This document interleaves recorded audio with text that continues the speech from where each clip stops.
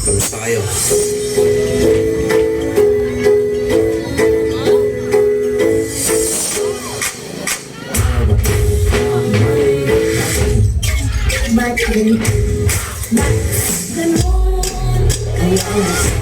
Ang isipan sa sayang pagkakalay ay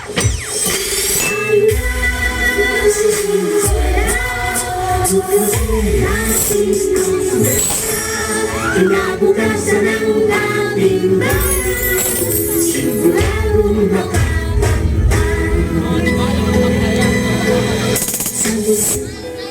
Nay, paglaki ko, gusto ko po maging guro. Ang Hirayang Manawari ay sinaunang katagang Tagalog na nagtataglay ng rhetorical na kahulugan na reach your dreams or abutin mo ang iyong pangarap.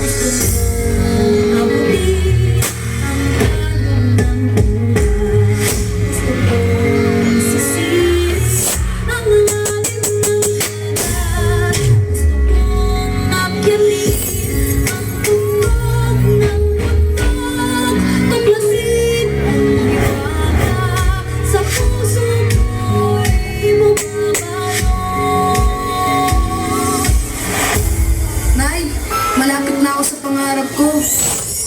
Nay, isa na po akong ganap na guro.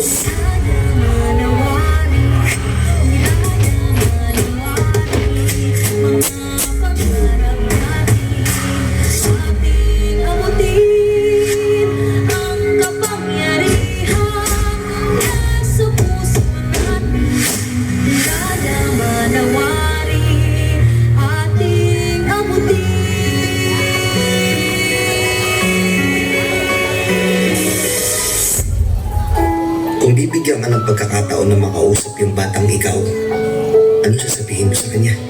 Ano ikikwento mo sa kanya?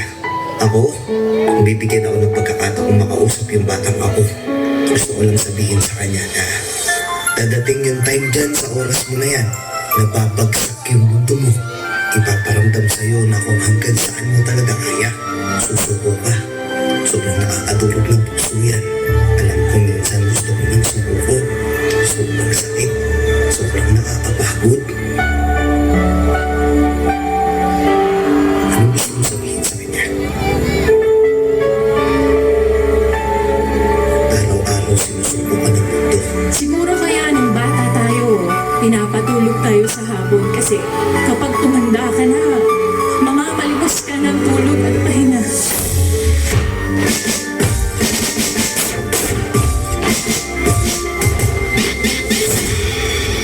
Para sa batang ako, huwag ka dito. Wala si nanay dito. Once upon a time, sa aking buhay.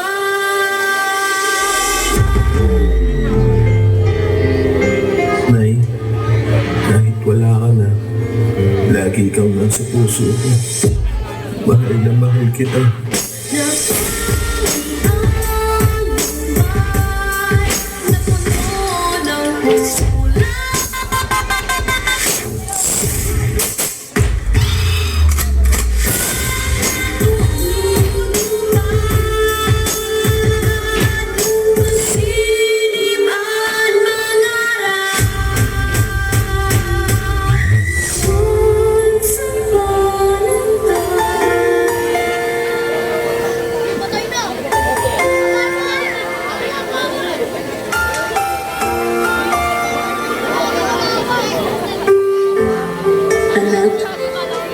Isa kang malaking pagpapalang ipinagkaloob ng Diyos sa amin ng tata mo.